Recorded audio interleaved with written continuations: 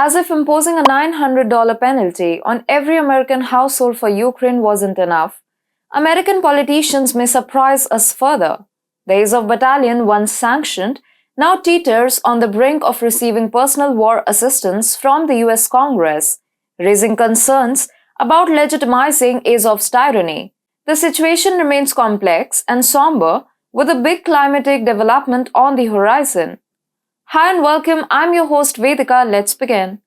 Congresswoman Victoria Spartz, an Indiana Republican, has stirred controversy by proposing an amendment to the 2024 Pentagon funding bill. This amendment seeks to lift the 2018 prohibition on funding the Azov Battalion, a Ukrainian unit with alleged neo-Nazi ties.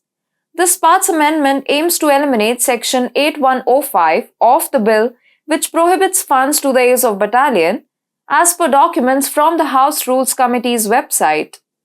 This proposed change directly impacts H.R. 4365, the Department of Defense Appropriations Act, for the upcoming fiscal year, commencing in October. The debate surrounding these amendments adds complexity and uncertainty to the ongoing discussion regarding US support for foreign military units. Journalist Era Chavez brought attention to this amendment among several proposed by Republican lawmakers who hold a narrow majority in the House. If accepted, it could enable the Biden administration to directly supply ammunition to the Azov Battalion. Such a move would represent a foreboding and dark shift in the US's foreign policy, raising concerns about its implications and consequences on the international stage. To know why, you need to understand why Azov Battalion is considered a neo-Nazi group. This paramilitary organization in Ukraine has attracted notoriety and criticism due to allegations of harboring far-right extremist or neo-Nazi tendencies within its ranks. Accusations include human rights violations in eastern Ukraine, particularly against ethnic Russians. Some Azov Battalion members have openly espoused far-right nationalist and white supremacist ideologies. They have been observed engaging in salutes, donning inspired symbols, and advocating extremist beliefs that align with neo-Nazi principles.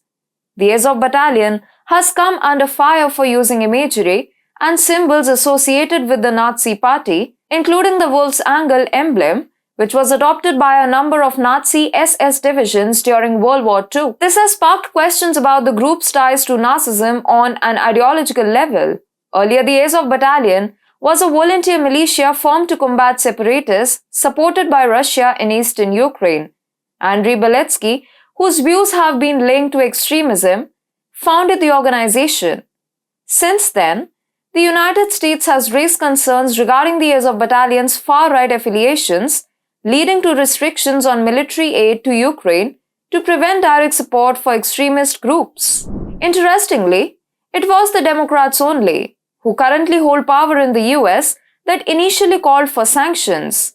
In late 2019, 40 House Democrats petitioned the State Department, characterizing Azov as a violent white supremacist organization that openly embraced neo-Nazis.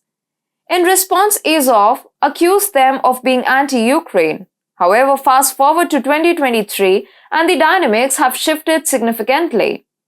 The US has now thrown its support behind Ukraine, resulting in a reduction of negative attention on Azov. This change underscores the evolving and complex nature of international politics and alliances.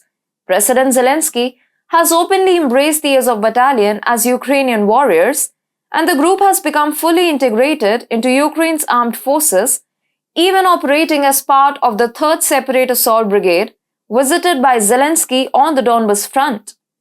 In contrast, the US now shows interest in independently funding Azov, a move that is seen as disheartening and hypocritical given previous concerns about the group's far-right affiliations. The situation underscores shifting alliances and policies in the ongoing geopolitical landscape. The United States has grown to like Azov, and embargoes against them seem ready to be lifted, indicating a significant change in policy. If this occurs, Biden will unquestionably commit a major sin.